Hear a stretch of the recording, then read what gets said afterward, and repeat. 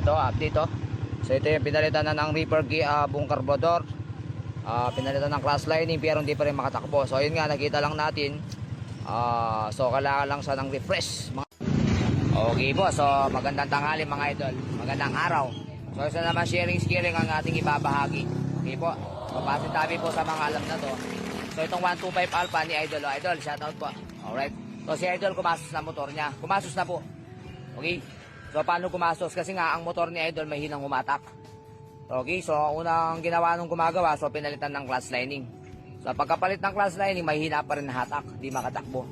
Susunod, pinalitan na ng carburetor ng 155 na Class A. So lalong hindi makatakbo. So tinanggal na yung air cleaner dito, yung goma. Ayan po. So pati yung nga dito tinanggal yung air cleaner para makatakbo lang. So wala pa rin. So yung carburetor pinalitan ng jetings, yung stock niya, so wala pa rin. Okay, so test natin ang motor. So napakasimple lang po ng problema ng motor ni Idol kung bakit nahihirapan tumakbo tong TMX 125 Alpha. Ayan po. Taraan. Po, carbon deposit napakarami no. Kaya ang motor walang persa. Kahit malakas ang clutch lining mo, kung kulang sa RPM hindi makatakbo yan. So pagdating dito sa cylinder head, ayan pa po. Yun no? So napakaraming carbon deposit.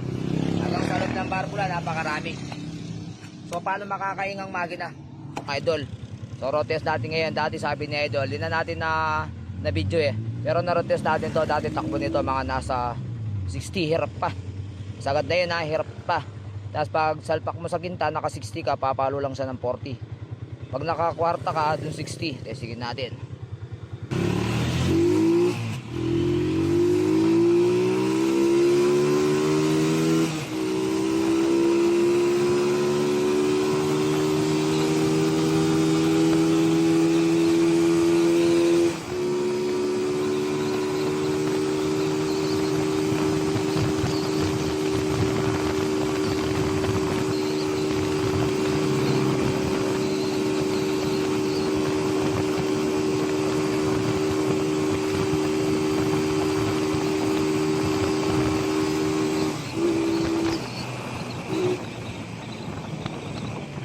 Ang lakas.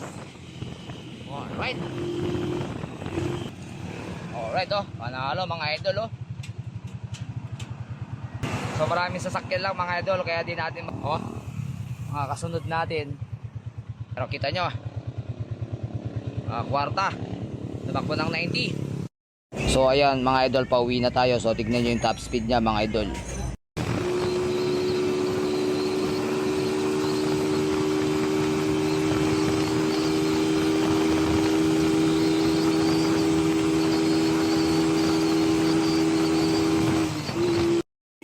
Yun 95 ba mga idol